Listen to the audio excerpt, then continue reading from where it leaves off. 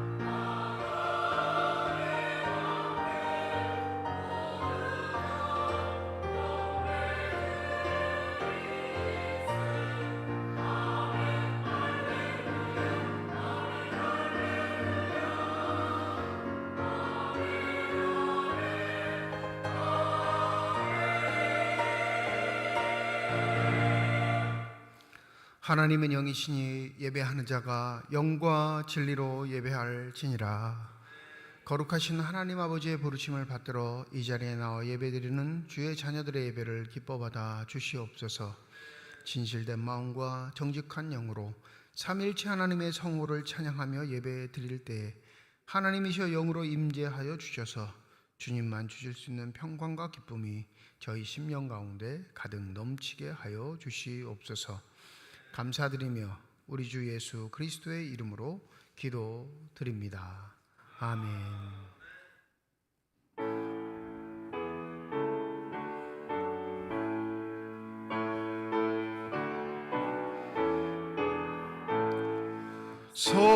성도여 다 함께 할렐루야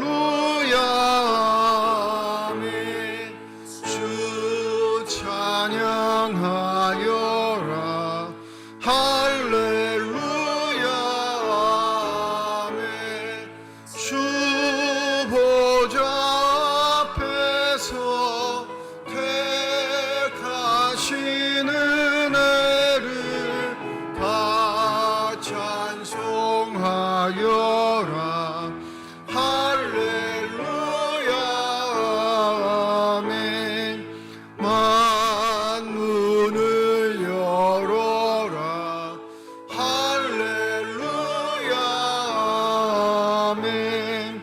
온 하늘 울려라 할렐루야 아멘. 인도자 되시며 친구가 되신 주 그 사랑 끝없다 할렐루야 아멘. 주 찬양하여라 할렐루야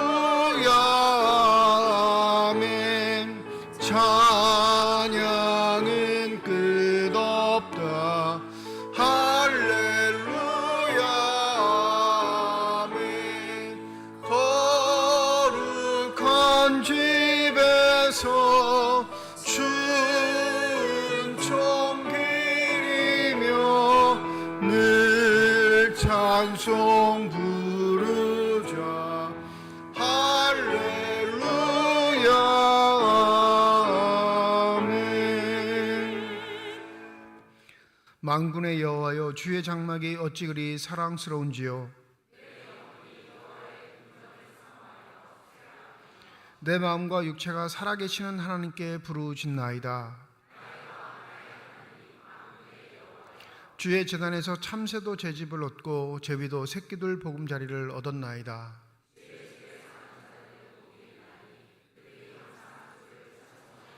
주께 힘을 얻고 그 마음에 시온에 데려가 있는 자는 복이 있나니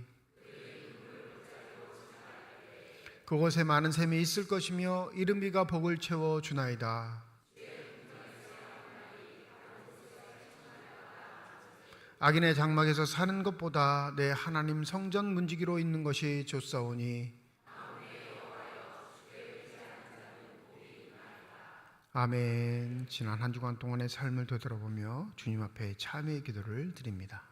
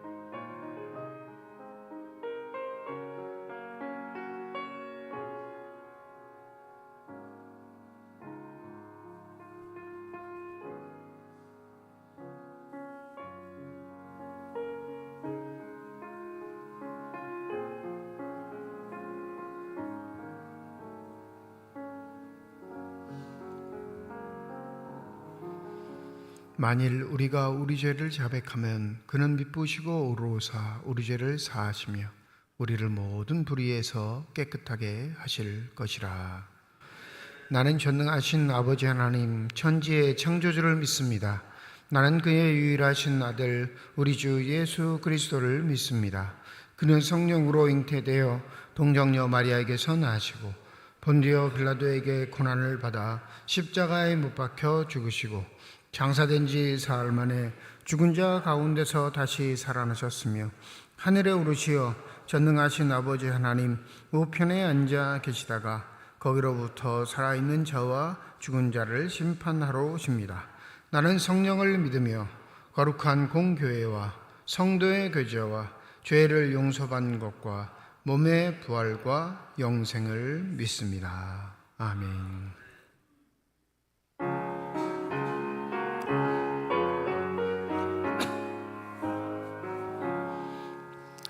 주의 사랑 비칠 때의 기쁨 오네. 근심 걱정 물러가고 기쁨 오네. 기도하게 하시며 희미한 것 물리쳐 주의 사랑 비칠 때 기쁨 오네. 그 큰 사랑 내 마음속에 충만하게 비칠 때에 찬송하네. 그 큰 사랑 내 마음속에 화평함과 기쁨 주네. 그 큰 사랑 주의 사랑 비칠 때에 이 세상은 아름답고 활기차게 다 변하네.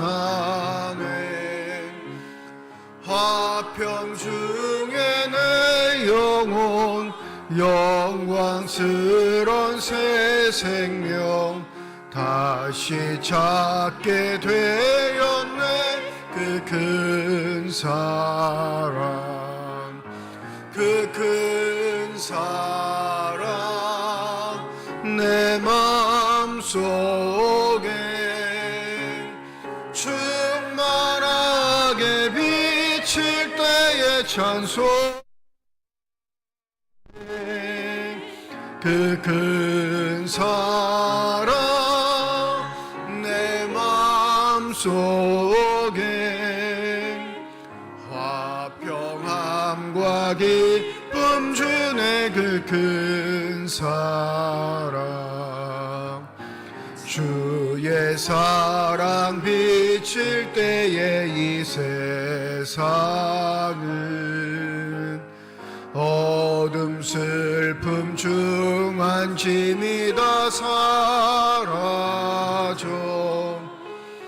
우리 밝히 비춰주시며 복을 받게 하시네 그 큰 사랑 그 큰 사랑 내 마음에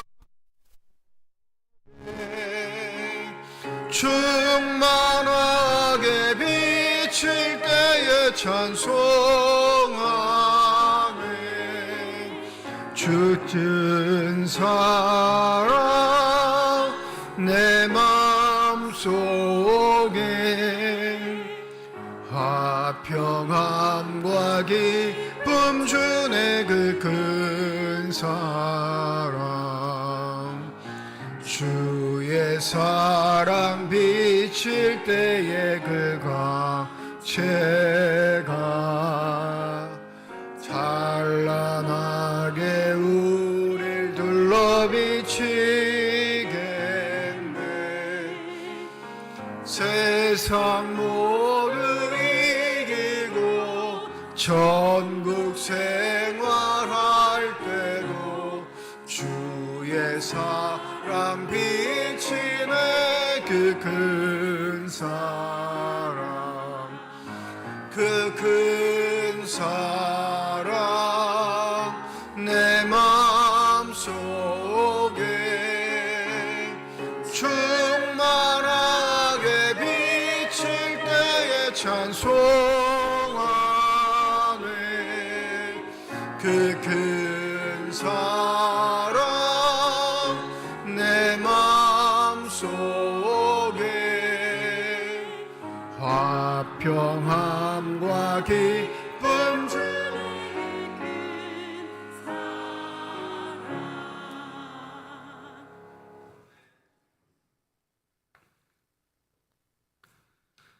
사랑의 하나님 아버지, 오늘 이 아침에 예배를 통하여서 주님의 영광스러운 임재 앞에 나오게 하시고 주님이 주시는 복과 은혜를 우리 삶 속에서 누리게 하여 주시니 감사합니다. 우리 안에 참된 믿음의 소망을 주셔서 하나님을 향한 예배의 시간이 진정한 열망으로 드릴 수 있도록 회복시켜 주시옵소서. 기쁨으로 예배하는 가운데 하나님을 만나고 하나님을 더욱더 알아가는 뜻깊은 시간이 될 수 있도록 함께하여 주시옵소서. 능력의 하나님, 때로는 말씀에 순종하며 주님을 따르는 일이 쉽지 않을 때가 있습니다.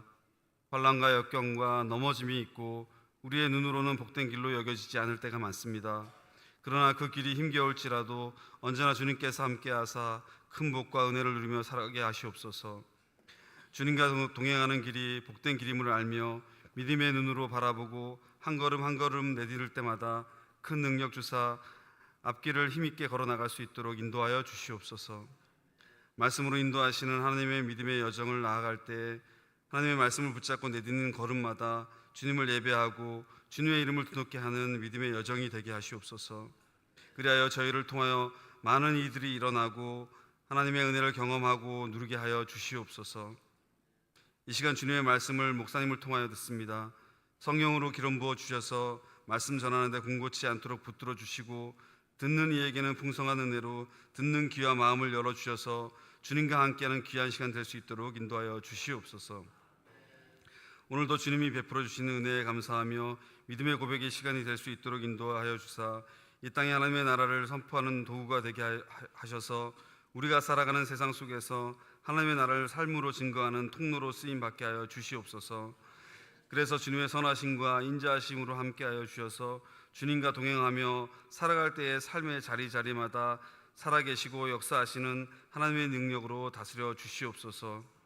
시종일관 주관하실 줄 믿사오며 우리를 구원하신 예수님 이름으로 기도드렸습니다.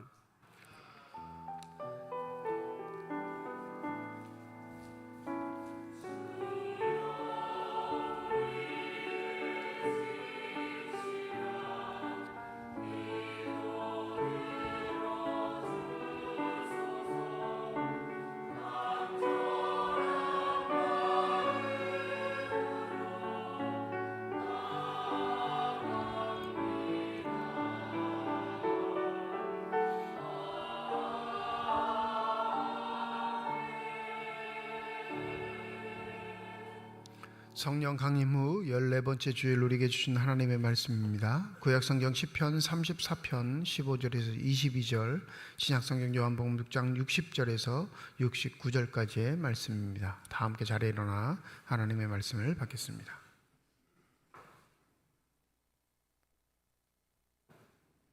오늘 우리에게 주시는 하나님의 말씀입니다. 여호와의 눈은 의인을 향하시고 그의 귀는 그들의 부르짖음에 기울이시는도다. 여호와의 얼굴은 악을 행하는 자를 향하사 그들의 자취를 땅에서 끊으려 하시는도다. 의인이 부르짖음에 여호와께서 들으시고 그들의 모든 환난에서 건지셨도다.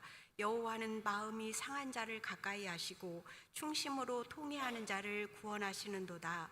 의인은 고난이 많으나 여호와께서 그의 모든 고난에서 건지시는도다. 그의 모든 뼈를 보호하시며 그 중에서 하나도 꺾이지 아니하도다. 악이 악인을 죽일 것이라. 의인을 미워하는 자는 벌을 받으리로다. 여호와께서 그의 종들의 영혼을 속량하시나니 그에게 피하는 자는 다 벌을 받지 아니하리로다. 아멘. 제자 중 여럿이 듣고 말하되 이 말씀은 어렵도다 누가 들을 수 있느냐 한데 예수께서 스스로 제자들이 이 말씀에 대하여 수군거리는 줄 아시고 이르시되 이 말이 너희에게 걸림이 되느냐 그러면 너희는 인자가 이전에 있던 곳으로 올라가는 것을 본다면 어떻게 하겠느냐 살리는 것은 영이니 육은 무익하니라 내가 너희에게 이른 말은 영이요 생명이라 그러나 너희 중에 믿지 아니하는 자들이 있느니라 하시니 이는 예수께서 믿지 아니하는 자들이 누구며 자기를 팔 자가 누구인지 처음부터 아심이러라. 또 이르시되 그러므로 전에 너희에게 말하기를 내 아버지께서 오게 하여 주지 아니하시면 누구든지 내게 올 수 없다 하였노라 하시니라. 그때부터 그의 제자 중에서 많은 사람이 떠나가고 다시 그와 함께 다니지 아니하더라. 예수께서 12 제자에게 이르시되 너희도 가려느냐? 시몬 베드로가 대답하되 주여 영생이 말씀이 주께 있사오니 우리가 누구에게로 가오리이까? 우리가 주는 하나님의 거룩하신 자이신 줄 믿고 알았사옵나이다. 하나님께서 이 말씀을 통하여 우리에게 은혜 주시기를 원합니다.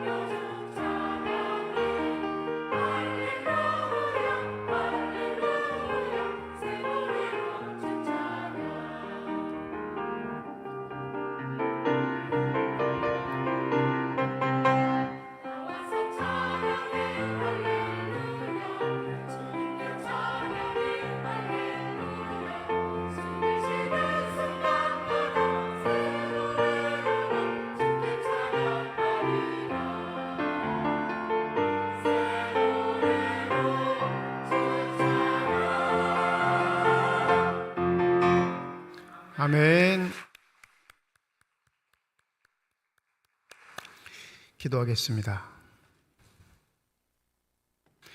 이 시간 우리들의 눈을 열어주셔서 주님의 얼굴 바라보게 하여 주시옵시고 우리들의 귀를 열어주시사 주 음성 듣게 하여 주시옵소서.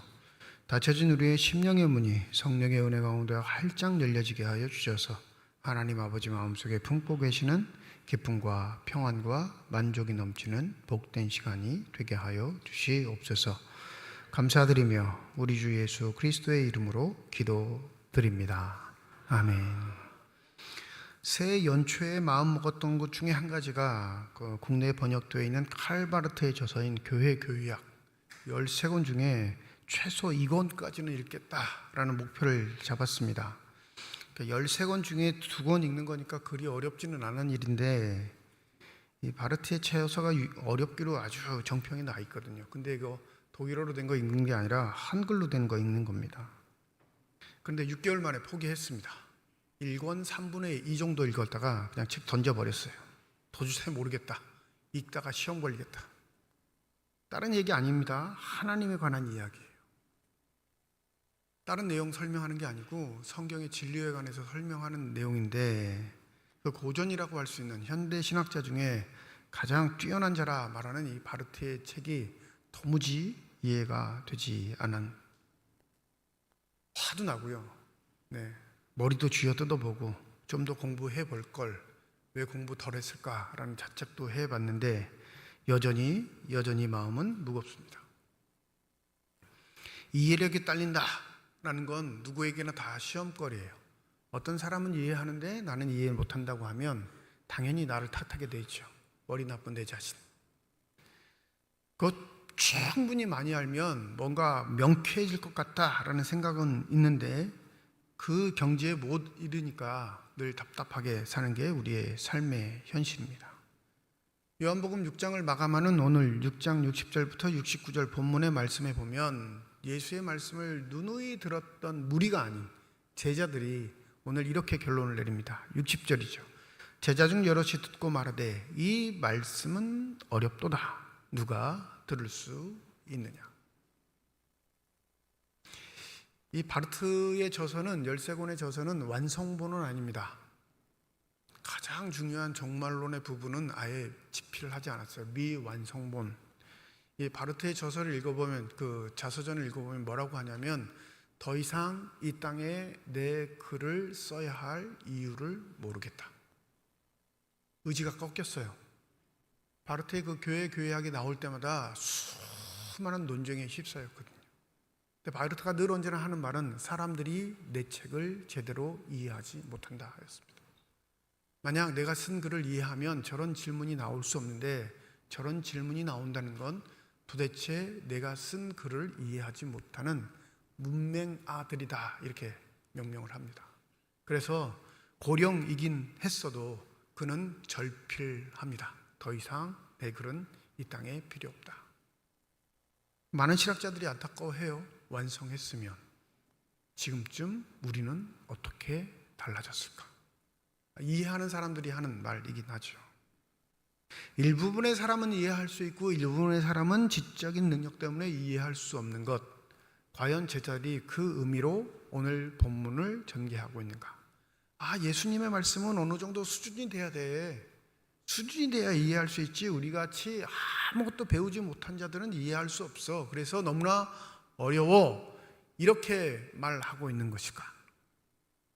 이 무리도 아니고요. 그 무리 중에 제자라 일컫는 자들이 예수의 생명의 말씀, 내가 생명의 떡이니라, 내가 하늘에서 내려온 살아있는 떡이니라, 내 살과 내 피를 마시는 자만, 먹는 자만 그에게 영생이 있을 것이다 라는 연속적인 생명의 말씀에 대한 결과가 제자들은 뭐냐면 어렵다, 받아들일 수가 없다라는 결론이었습니다.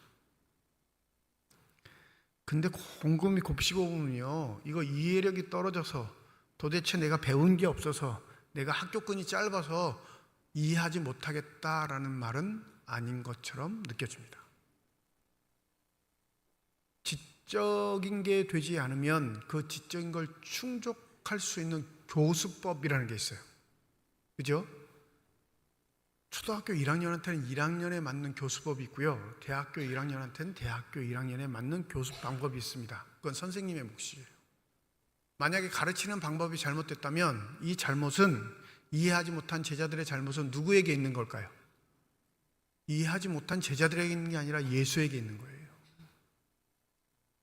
그런데 본문의 의도를 살피면 제자들이 이 말씀은 어렵도다, 누가 이 말씀을 들을 수 있는가라는 건 내 이해력이 딸리는데, 조금만 시간을 투자하고 공부하면 다 이해할 수가 있는데 공부하지 못해서 이해하지 못하겠어, 이 의도는 아닌 것으로 판명이 됩니다.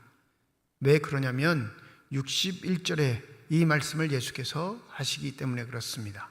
이 말이 너희에게 걸림돌이 되느냐.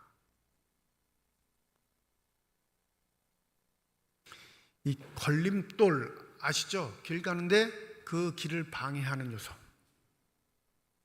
나를 넘어지게 하는 요소, 내 의도와 상관없이 내 갈 길을 못 가게 하는 요소. 예수의 이 말씀은 어디에서 더 명확하게 드러나냐면 63절입니다. 우리 63절 다 함께 읽어볼까요? 63절입니다. 시작. 살리는 것은 영이니 육은 무익하니라. 내가 너에게 이른 말은 영이요 생명이라. 6장의 출발점은 오병이어였어요. 먹는 문제, 그죠? 우리의 육신의 생명을 보존하는 문제로 6장은 시작했는데 예수는 결론을 내리기를 63절에서 결론을 내리는데 살리는 것은 영이라 말씀하십니다. 눈에 보이는 것, 눈에 보이는 걸 통해 섭취하여 우리의 눈에 보이는 육을 살리는 게 진정한 생명의 길이 아니라 보이지 않는 영을 살리는 게 생명의 길임을 우리에게 선언하고 계시는 겁니다. 6장의 전개는 오병이어의 사건 때문에 와 했던 무리들, 군중들이 예수에게 그 우리의 육의 생명을 살릴 수 있는 길을 찾았기에 예수를 화성하며 그를 쫓았습니다. 그런데 예수의 결론은 끊임없이 자꾸 난해한 것처럼 느껴지지만 실제적으로는 우리의 생명의 가장 중요한 요소를 거침없이 말씀하심에도 불구하고 이 많은 무리들에게는 걸림돌, 마음의 짐이 되어버린 겁니다. 여러분, 우리 과학적인 사고들이 많이 높아져서 이해하시기 쉽긴 하겠는데 무엇을 먹는 건 그 무엇을 먹는 물질의 기쁨이 있을까요? 아니면 그 음식, 물질을 통해 자극을 받는 우리의 뇌의 기쁨이 있을까요? 아침부터 또 시험 들게 하시네, 이런 표정인데. 뇌과학을 연구하는 자들은 다 뇌에 관한 신경들, 그것이 우리를 자극해서 우리에게 기쁨을 주는 요소들을 연구하죠. 사과를 먹으면 실제적으로는 그 사과가 우리에게 쾌락과 기쁨, 만족을 주는 것처럼 우리는 생각하지만 그 물질 자체 사과가 주는 게 아니라 그 사과를 섭취하면 뭐가 자극을 받아요? 뇌세포가 자극을 받아서 우리에게 행복감을 주는 거예요. 이해하셔요? 인간은 신기하게도 눈에 보이는 물질에 집착하긴 하지만 원래 그 행복의 근원은 그 물질에 있는 게 아니라 그 물질을 섭취해서 나를 자극해 하는 눈에 보이지 않는 기운 때문에 우리가 행복을 누리며 살아가는 겁니다. 여기까지 이해하셨으면 예수의 말씀이 이해되지 않을 수가 없습니다.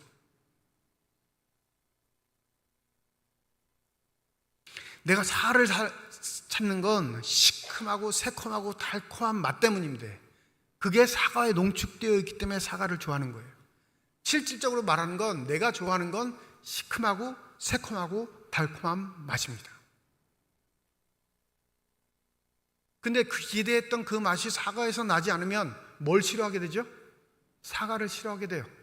그 물질을 싫어하게 되는 거죠. 실제적으로 내가 좋아하는 건 사과가 아니에요. 그 속에 포함되어 있는 표현할 수 없는, 묘사할 수 없는 맛 때문인 거죠.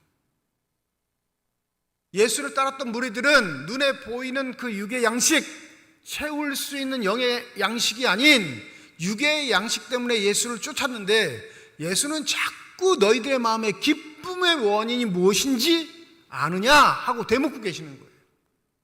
떡을 먹고 고기를 먹어 배불러 너희들의 행복감을 누리는 것이라 생각하겠지만 착각하지 마라. 너희들의 심령 가운데 그 영혼의 빈곤 가운데 채우시는 생명의 말씀이 없으면 결코 너희들은 행복감을 누릴 수 없는 하나님의 형상으로 창조된 존재이다 라는 걸 강조하고 계시는 겁니다. 너희들에게 미끼로 던진 떡과 고기는 영생의 말씀에 집착할 수 있는 하나의 수단일 뿐이지 그것이 너희들에게 목적이 되어서는 안 된다 말씀하고 계시는 겁니다. 여러분, 신기하게도 우리는 건강할 때 이 육의 힘 가지고 무엇이든지 할 수 있다 생각하고 또 그것만으로도 우리의 삶이 기쁘다고 그렇게 생각하는 경우가 참 많습니다.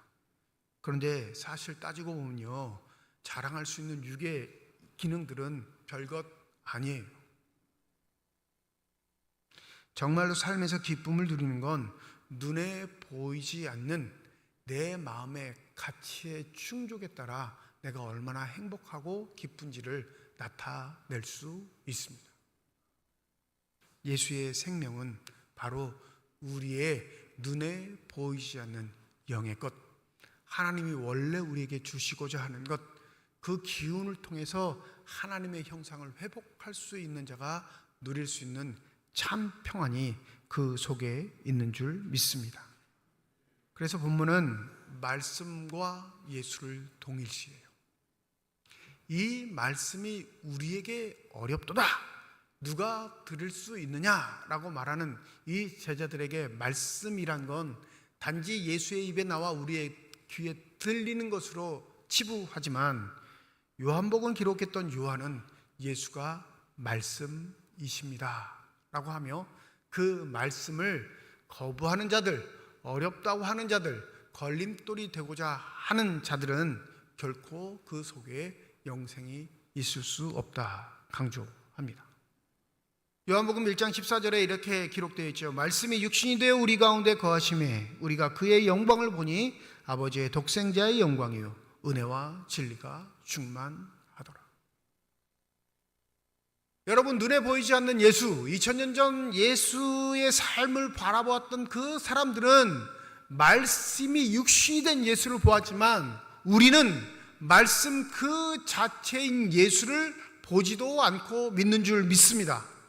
근데 더 중요한 건 그 말씀을 통해 다른 걸 요구하고 있다면, 그 말씀의 충족이 우리의 영의 충족이 아닌 우리의 육의 기능에 대한 소원들, 만족들, 목적을 이루는 도구로 사용하고 있다면 역시 우리도 제자들처럼 이 말씀이 우리에겐 걸림돌이 된다라고 고백하는 것과 똑같습니다. 말씀 외에 우리에겐 생명이 없습니다. 믿으십니까? 예수 외에는 생명이 없다는 거예요.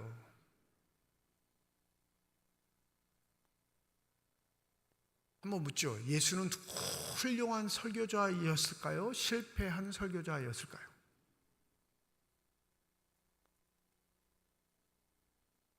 더 노골적으로 물어볼까요? 예수님이 저보다 설교를 더 잘하셨을까요? 못하셨을까요? 당연히 월등하게 잘하죠. 예수만큼 훌륭한 설교자는 이 땅에 태어날 수도 없습니다. 그는 설교를 하지 않고 입을 뻥끗하지 않아도 그의 삶 그 자체가 설교입니다. 믿으십니까? 그가 육신의 몸을 지니고 살아갔던 삶의 흔적들이 다 하나님의 기쁨, 하나님의 자랑, 하나님의 영광이 되는 삶이었어요. 믿으십니까? 그걸 고백하는 게 우리의 믿음의 고백이에요. 그러니 그 입 뻥끗하지 않고 침묵으로 30여 년의 생을 살았어도 그 삶의 길로만으로도 그는 진리의 사람인 걸 인정받습니다. 그런데 입을 뻥끗해서 설교를 했단 말이에요. 복음서에 기록되어 있어요. 예수의 가르침이, 예수의 교훈이, 예수의 사색의 결과들이 복음서의 글로 기록되어 있는데 이 훌륭한 설교자의 결과가 어떤지 아십니까? 66절 우리 한번 읽어보죠. 66절 66절 다 함께 큰 소리로 읽습니다. 시작. 그때부터 그의 제자 중에서 많은 사람이 떠나고고 다시 그와 함께 다니지 아니하더라. 가장 심혈을 기울여서 했던 설교, 자신의 본질을 나타내는 그 설교의 결과는 수많은 사람들이 떠나가는 거였습니다. 설교자로 실패해요, 여러분. 그 사람들을 설득하고 그 사람들의 논리를 무너뜨리고 내 논리를 전개시켜 그들의 마음을 사는 게 연설의 목적이라면 예수는 철두철미하게 실패한 사람. 왜요? 무리가 떠난 게 아니고요. 66절에 보면 무리는 이미 떠났고 누가 떠나요? 그의 제자 중에서 많은 사람들이. 말씀드렸죠. 제자는 뭐 하는 사람이라고요? 가르침을 받는 자. 다른 말로 하면 이제 나 당신의 가르침 필요 없어. 당신의 입에서 나오는 그 말이 나에겐 필요 없어. 나는 이제 그 말씀대로 살지 않고 내가 판단한 대로, 생각한 대로, 뜻하는 대로 살게 결정했어. 당신이 중요하다고 던졌던 그 말을 나는 용납하지 못해. 철두철미하게 실패했습니다.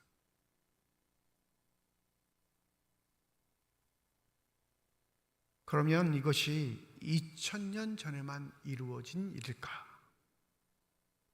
아닙니다. 여전히 우리에게도 주의 말씀은 생명의 말씀이기에 그 예수의 말씀이 걸림돌이 되는 자들이 있습니다.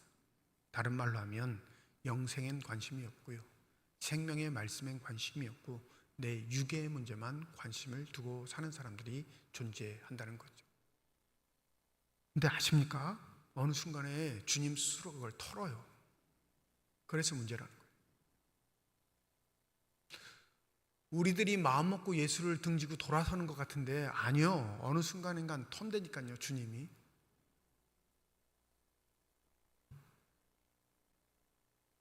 로마서 9장 33절에 보면 바울은 율법과 복음에 관해 이렇게 결론을 내립니다. 기록된 바 보라, 내가 걸림돌과 거치는 바위를 시온에 두니 그를 믿는 자는 부끄러움을 당하지 아니하리라 함과 같으니라. 율법이 생명이라 생각하고 지켜왔던 그 전통을 지켜왔던 유대인들이 누구 때문에 시험에 든다고요? 예수 때문에. 예수의 생명을 통해 우리가 영생을 얻었다라고 하는 이 고백이 수천 년 동안 하나님의 말씀 율법을 지니고 왔던 유대인들에게 걸림돌이 돼 그들은 실패한 자가 된다 말하는 게 바울의 결론입니다. 그러니 예수 때문에 영생을 얻는다, 예수 때문에 참 기쁨과 만족을 얻는다 말하는 성경의 말씀이 누군가에게는 반드시 걸림돌이 돼 다시는 예수를 따르지 않는 결정을 우리의 삶의 자리에서 하는 자들이 있습니다. 그러면 예수가 일부러 내보내는가? 예수가 일부러 정리해서 내 편 아닌 사람은 다 가! 이렇게 말씀하십니까? 오늘 본문에 보면 여기 64절 우리 한번 읽어보시죠. 64절입니다. 시작. 그러나 너희 중에 믿지 않은 자들이 있느니라 하시니 이는 예수께서 믿지 아니하는 자들이 누구며 자기를 팔 자가 누구인지 처음부터 아심이로라. 제가 예수는요, 날 팔 놈이, 나를 배반할 놈이, 나를 거역할 놈이 누군 줄 알면 제자로 부를까요? 안 부를까요? 애시당초 안 불러요, 여러분. 제가 예수의 입장이라면. 만약에 우리 교인 중에 인간적으로나 신앙적으로나 날 배반하는 사람들이 있다라고 제가 내 주변에 딱 들어오면 교묘하게 괴롭혀서 다 내보낼 겁니다. 네? 노골적으로 괴롭히면 티나니까. 그게 사람이 자기 사는 방식이에요.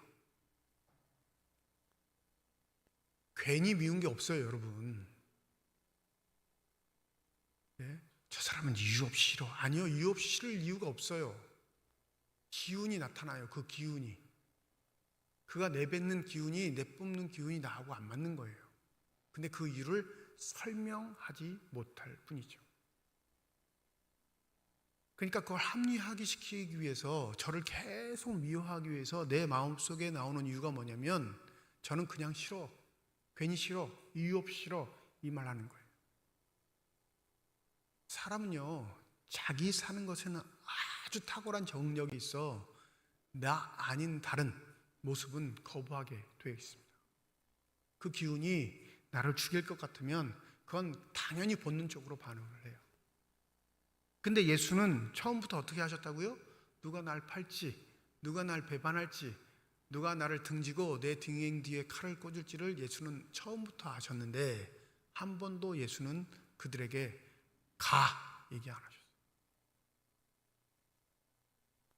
아심에도 그들에게 중책을 맡기셨고요. 돈을 훔치는 도둑임에도 불구하고 그에게 돈자루를 맡기셔서 그 일행들의 양식을 준비하게 하는 역할도 맡기셨습니다. 이유는 뭘까요? 단 한 가지예요. 네가 집착하고 붙잡고 사모하는 그곳으로 사는 것 아니라 나 때문에 사는 거야. 나 때문에. 어느 순간에라도 그것을 체험할 수만 있다면 내 마음 돌아오겠지. 인간과 같은 막연한 기대로 그에게 기회를 제공하시는 것이 아니라 전능하신 하나님이시면서 그는 연약한 인간의 모습을 통해 끊임없이 우리에게 구애를 하십니다. 너희들에게 필요한 건 생명의 기운이지, 눈에 보이는 물질, 눈을 채울 수 있는 먹을 것, 너희들을 뿌듯하게 할 수 있는 자랑할 것들이 아니라는 걸 우리에게 나타내시는 겁니다. 그러니 여러분 착각하지 마세요. 내 직분이 날 구원시키지 못해요. 내가 이 교회에서 아무리 중요하고 거창한 일을 한다고 해도 그게 내 구원의 근거가 될 수는 없습니다. 왜냐하면 주님도 돈 보따리는 누구에게 맡기셨어요? 가룟 유다에게 맡기셨거든요. 근데 그걸 후회하시거나 원망하시거나 번복하지 않으셨습니다. 예수를 파는 그 순간까지 가룟 유다는 그 무리의 중직자였어요. 돈꾀를 맡은 자. 훌륭한 지도자라면 여러분 생각해 보세요. 공금을 횡령하는 자를 회계로 맡기면 그건 훌륭한 지도자예요? 멍청한 지도자예요? 멍청한 지도자죠. 손가락질 받을 뿐만 아니라 그 자리를 물러나야 할 책임까지 져야 할 자리예요. 근데 예수는요, 훔쳐감에도 불구하고 도둑임에도 불구하고 가룟 유다에게는 끝까지 돈 보따리를 맡기셨습니다. 왜냐하면 그 돈이 그의 생명을 구원할 수 없음을 깨닫게 하시기 위한, 끝까지 그를 건지시기 위한 유일한 방편이었기 때문에 그렇습니다. 성경에 등장하는 모든 인물들이 가난하거나 병들거나 또 이 일상 삶에서 망한 걸 겪지는 않았습니다. 일부는 망하기도 했고 가난하기도 했고 병들기도 했지만 일부는 승승장구하기도 했고 남부럽지 않을 만큼 이력을 나타낼 수 있는 삶을 살았습니다. 그런데 성경이 공히 말하는 건 그 눈에 보이는 것에 집착하는 모두는 다 망했다 말합니다. 여기서 망함은 영생을 얻지 못했다는 것을 말합니다. 예수를 믿는 게 목적이 있는 건 아닙니다.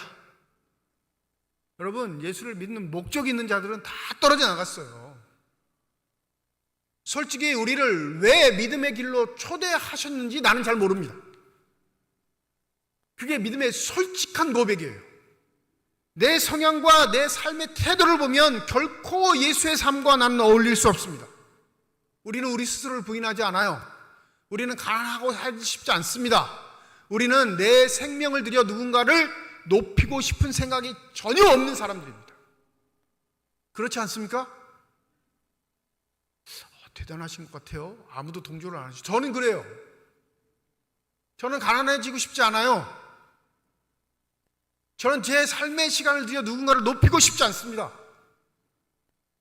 저는 제 만족을 위해 일하고 싶지 누군가의 만족을 위해서 일하고 싶지는 않습니다. 내 기질은 이런데, 그런데 희한하게도 하나님은 날 부르셔서 그 일을 하라 말씀하십니다. 그러니 기뻐서 가는 건 아니고요, 끌려서 가요. 끌려서. 그게 솔직한 제 고백이에요. 목사 정도가 되면 그것이 기뻐야 할 텐데, 만족이 돼야 할 텐데, 주님 이것을 통해 영광 받으십시오 라고 자발적으로 고백이 나와야 할 텐데 안 그래요. 삶은 그것 꼭 내가 해야 돼요? 나 말고 다른 사람 없을까요? 이런 불끈불끈하는 질문들이 하나님 앞에 계속 쏟아집니다.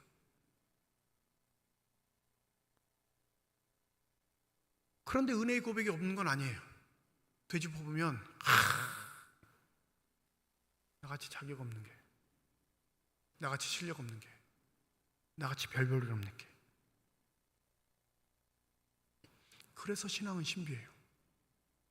왜 굳이 나를 부르셨을까?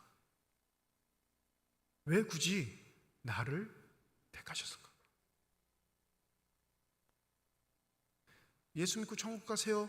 이게 전도의 일성이긴 하지만 여러분, 천국이 목적이 되어 예수를 믿는 사람 다 꼬꾸라집니다. 예수 믿고 복 받으세요. 우리 한국 사람들이 제일 많이 전도하는 일성, 복 받으라는 말, 그 복에 함축이 다 되어 있죠. 전도하는 사람은 나중에 빠져나갈 구멍을 생각하는 거예요.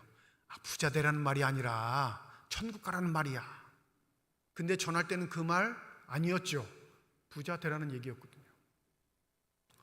환자한테 가가지고 예수 믿고 복 받으세요 라고 하면 환자는 뭐라고 생각할까요? 네? 빨리 죽어 천국 가라는 소리 들을까요? 아니면 회복해서 천국 가라는 소리 들을까요? 회복해서 천국 가라는 소리 들으죠. 가난한 자에 가서 예수 믿고 복 받으세요 라고 하면 그 가난한 자는 뭐라고 생각할까요? 예수 믿고 내가 좀 부유해지겠구나. 우리가 전하는 예수의 복음은 다 의도성이 있습니다. 다 몸에 지닐 수 있는, 자랑할 수 있는 우리의 삶의 질들을 내세울 수 있는 육적인 거에 혈안이 되어 있는 우리들이 할 수 있는 유일한 말은 그것뿐이에요. 그런데 놀랍게도 삼위일체 하나님은 그것을 뛰어넘어 그 방법론에 얽매이지 않으시고 우리에게 필요한 생명을 허락해 주시는 줄 믿습니다. 그러니 여러분, 여러분의 목적과 기도가 무너졌다고 예수에게 억하심정이 생기고당 기억하시면 돼요. 아, 내가 생명의 말씀엔 관심이 없는 사람이구나. 예수가 이 땅에 오시면서까지 우리에게 주시고자 하는 그 생명의 기운엔 관심이 없고 나를 드러내는 것에만 관심이 있는 삶을 살았구나. 어떤 사람은 내가 얻고 싶어하는 눈에 보이는 것을 통해 하나님께 감사하는 사람이 있어요. 기도의 응답을 받았다고. 우리 아들이 말이야 좋은 직장에 취직한 것도 감사한데 좋은 며느리감을 만났어. 응? 자자손손 예수 잘 믿는 집안이래. 막 떠들고 다니면 취직도 안 된 내 아들, 교회도 안 되는 내 아들, 그건 아들이 아니라 그 다음부터 어떻게 되죠? 원수가 됩니다. 그게 우리 삶의 현실이에요. 누군 이루어지는데 왜 나는 아니고? 저 못된 저 사람은 승승장구하는데 나같이 매일 주님 앞에 기도하는 사람은 왜 이렇게 허덕이며 살아야 돼?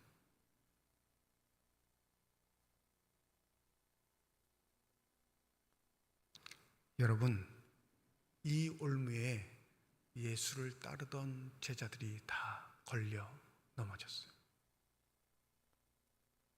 묻습니다. 주님이 너희도 가려느냐? 우리에게 물어요. 너희도 가려느냐?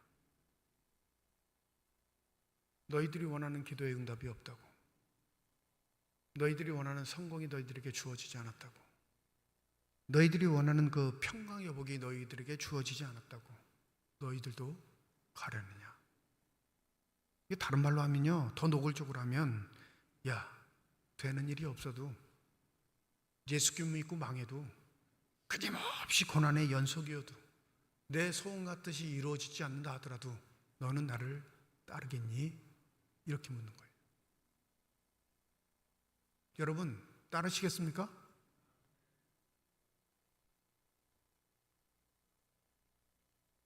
그 질문에 아멘 할 수 있는 자는 이미 예수를 통해 생명의 기운이 뭔지, 그 생명이 왜 우리에게 소중한지를 아는 사람인 줄 믿습니다.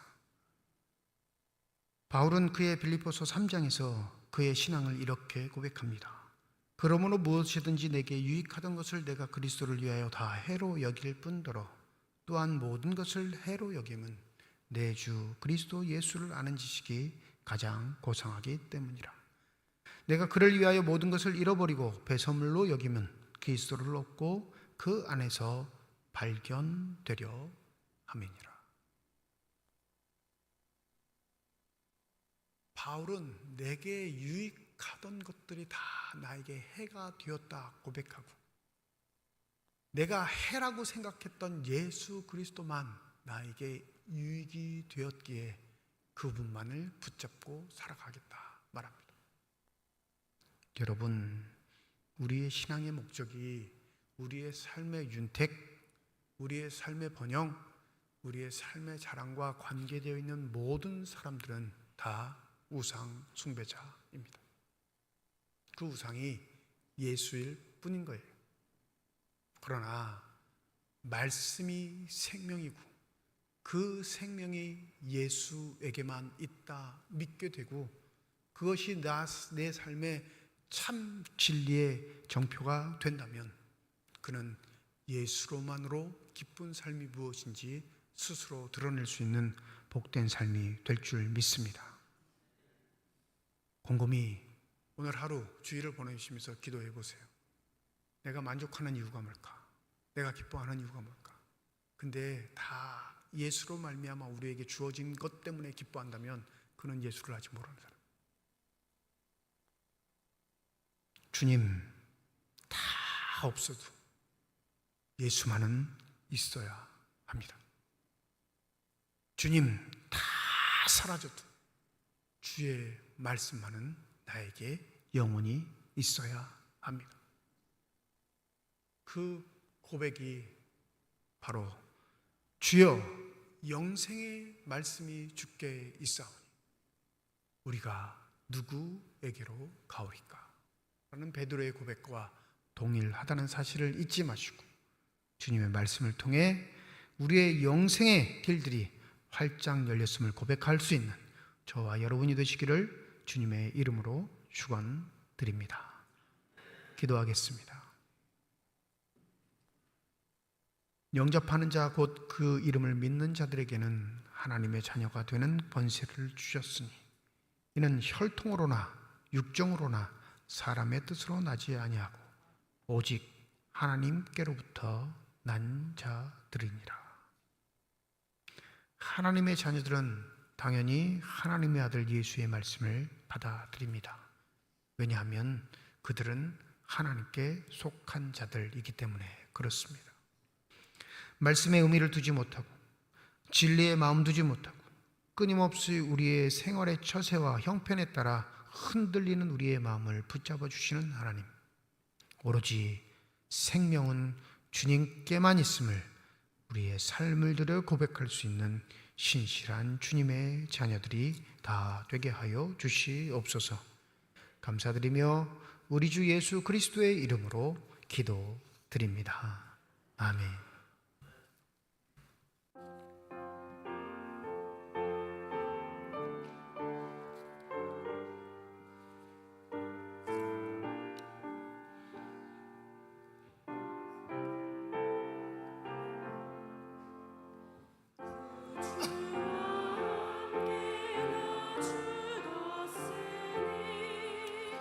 구주와 함께 나 살았도다. 영광의 그날에 이르도록 언제나 주만 바라봅니다. 언제나 주는 날 사랑하사 언제나 새 생명 주시나니 영광의 그날에 이르도록 언제나 주만 바라봅니다. 내 몸에 약함을 하시는 주 꽃같이 제명이 아주 없네. 주는 날이라 기쁜 때나 언제나 나와 함께 계시네. 언제나 주는 날 사랑하사 언제나 새 생명 주시나니 영광의 그날에 이르도록 언제나 주만 바라봅니다.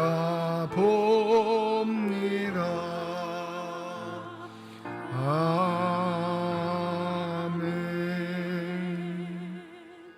무명으로 건축 헌금 드리셨습니다. 하나님 아버지의 은혜와 사랑을 진심으로 감사드립니다. 거룩한 주일 주의 전에 나오게 하시고 나올 때 빈손으로 나오지 아니하고 주 앞에 드릴 수 있는 예물 있게 하심을 감사드립니다. 이 예물 드리는 손길 주께서 아시오니 이 예물 사용되어질 때 하나님의 사랑에 널리 증거되게 하여 주시옵시고 하나님의 이름으로 심겨져 하나님이 뜻하시고 원하시는 풍성한 열매들만 아름답게 맺혀질 수 있는 거룩한 예물이 되게 하여 주시옵소서. 예물을 드릴 때에 기도의 제원을 담아드리는 손길과 과정 주님께서 아십니다. 우리의 기도에 응답하시겠다, 우리와 함께 하시겠다 약속하신 주님, 우리의 삶의 자리가 흔들리는 위기와 역경과 고난이 올지라도 어떠한 경우에도 믿음 잃지 않도록 생명의 말씀을 우리에게 허락하여 주시옵소서. 어려운 때일수록 기도하는 사람으로, 힘들 때일수록 말씀을 붙잡는 사람으로, 고난 중에도 주님만 사랑하는 사람으로 인정받는 신실한 주님의 자녀들이 다 되게 하여 주시옵소서. 그리하여 우리를 이기게 하시는 생명의 길로 인도하시는 참 주님이 우리의 도움 되심을 고백할 수 있는 진리의 고백이 우리의 삶의 자리에서 넘치게 하여 주시옵소서. 임마누엘 찬양들을 비롯한 예배 위원들과 교회학교 교사를 비롯한 모든 재직회 부서들을 축복하여 주셔서 주의 몸된 교회를 위해 하나님의 나라를 위해 충성하고 애쓰는 자들이 받는 복들이 저희 심령 가운데 가득 넘치게 하여 주시옵소서. 먼저는 성령의 충만함을 통해 늘 한결같게 하여 주시옵시고 변치 않는 마음으로 주님을 사랑할 수 있는 신실한 주님의 사람들로 인정받게 하여 주시옵소서. 병상에 누워있는 환우들, 또 환우들을 돌보는 가족들을 주님께서 아십니다. 먼저는 저들의 눈에 눈물을 닦아주시며 주의 능력의 손길로 한부에 안수하여 주실 때 저들의 질병과 고통과 아픔이 치유되게 하여 주시옵시고 오히려 그러한 일들을 통해 더욱더 믿음의 담대함을 얻을 수 있는 놀라운 축복이 저들 삶 가운데 있게 하여 주시옵소서. 이제 우리의 자녀들이 새 학기를 시작합니다.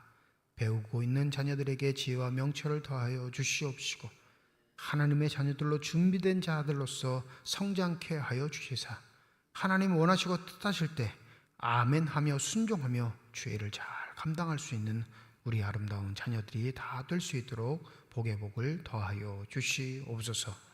모든 것 감사드리며 우리 주 예수 그리스도의 이름으로 기도드립니다. 아멘. 우리 함께 인사하겠습니다. 하나님의 축복이 여러분과 함께. 네, 감사합니다. 옆에 분과 인사하시죠. 하나님의 축복이 옆에 계신 분과 함께. 고맙습니다.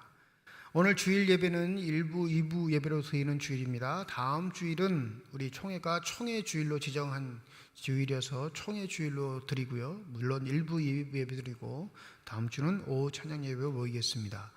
다음 주 오후 찬양 예배는 우리 강원 동로의 남성교회 연합회 순회 헌신 예배가 잡혀 있는 주일입니다. 그래서 오후 찬양 예배는 우리 남성교회 연합회 순회 헌신 예배로 드리는데 시간이 조금 변경됩니다. 멀리서 오는 분들이 계셔서 30분 뒤로 연기해서 오후 2시 30분 다음 주 주일에는 오후 2시 30분에 오후 찬양 예배 진행된다는 것 기억하시면 되겠습니다. 오늘 주보에 총회 주일 헌금 봉투를 나눠드렸는데요. 총회가 하는 많은 사업들이 있는데 그 사업의 부족분들을 우리 각 교회가 헌금을 해주면 그 헌금을 거두어서 그 사업들을 진행합니다. 자발적으로 개인적으로 동참해 주시면 됩니다. 마음에 감동이 되시는 분들은 우리 총회 주일 헌금 꼭 이 헌금 봉투에 넣어 주셔야 돼요. 그냥 헌금하시는 건 다 교회로 기속되기 때문에 나는 총회로 꼭 보내고 싶습니다 하면 이 봉투에 무명으로 하셔도 됐습니다. 뭐 기명으로 하셔도 상관없고요. 그래서 여기다 이렇게 넣어주시면 교회가 수거해서 그대로 총회로 보내는 거예요. 교회가 쓰는 게 아니라. 그래서 여러분들 마음에 감동이 되시면 그렇게 헌금해 주시면 되겠고, 총회 기준으로는 평신도는 3,000원 이상, 항존직은 10,000원 이상 이렇게 내려옵니다. 근데 뭐 그건 기준일 뿐이고 여러분들이 마음에 드시는 대로 헌금을 해주시면 교회는 그렇게 수고해서 총회를 올리도록 하겠습니다. 9월 말까지 9월 한 달 동안 헌금할 테니까 여러분들 기도하시면서 참여해 주시면 되겠습니다. 제1회 삼척중앙 글짓기 대회 진행 중에 있습니다. 지난주 광고 드린 것처럼 전교인 대상이고요. 교회 학교도 가능합니다. 글을 직접 쓰셔서 사무실로 제출해 주셔도 되고, 홈페이지에 보시면 글짓기 대회 게시판을 이렇게 개설해 놨어요. 벌써 3편이 올라와 있던데 제가 보니까 거기다가 본인 이름, 구역, 직분 이렇게 다 적으셔서 이렇게 싹 올리시면 됩니다. 나는 전 세계 사람이 보는 걸 원치 않는다. 그러면 그냥 수기로 적으셔서 사무실로 제출하시면 됩니다. 그리고 제출하실 때 밑에다 공개 금지 이렇게 하시면 돼요. 아셨죠? 그래서 내가 신앙생활 해오면서 누렸던 감동, 함께 나누고 싶은 이야기들 글로 표현하는 거니까 한 번씩 해보시면 좋을 것 같습니다. 잘 적어내신 분들 또 하신 분들은 더 시상하도록 하겠습니다. 제283회 삼척 차례가 이번 주 화요일 오전 11시 미로교회에서 있습니다. 교회에서는 10시 30분에 출발하도록 하겠습니다. 시절에 참석하실 분들 늦지 않게 교회 오셔서 함께 하시면 되겠습니다. 남성교회 전국연합회 전국대회가 이번 주 수요일부터 금요일까지 강원도 홍천에서 있습니다. 우리 교회에서는 오석철 장로님, 홍정우 장로님이 참여하십니다. 잘 다녀오실 수 있도록 기도해 주시면 감사하겠습니다. 김영각 안수집사님 이번 주 토요일까지 여름 휴가를 보냅니다. 잘 다녀오실 수 있게 기도해 주시기 바랍니다. 이제 다 함께 자리에 일어나셔서 결단 찬양 드리겠습니다.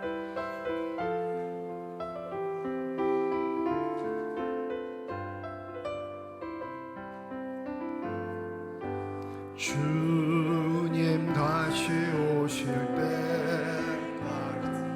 나는 이 길을 가리라. 좁은 길 나의 십자가 지고 나의 가는이 길 끝에서 나는 주님을 보리라. 영광의 내 주님 나를 맞아주시. 주님 다시 오실 때까지 나는 일어나 달려가리라. 주의 영광 온 땅 덮을 때 나는 일어나 노래하리. 내 사모하는 주님 온 세상 구주시라.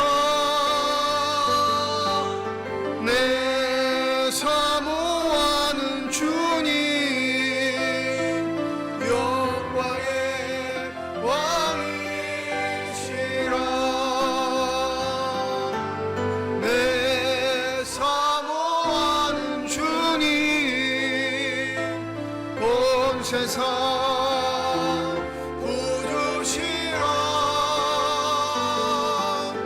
내 사모하는 주님 영광의 왕이시라.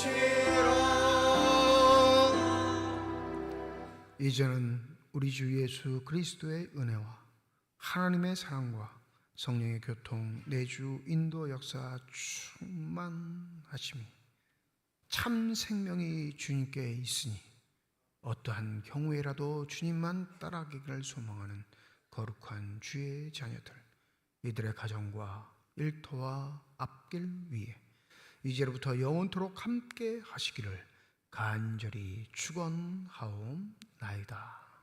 아멘.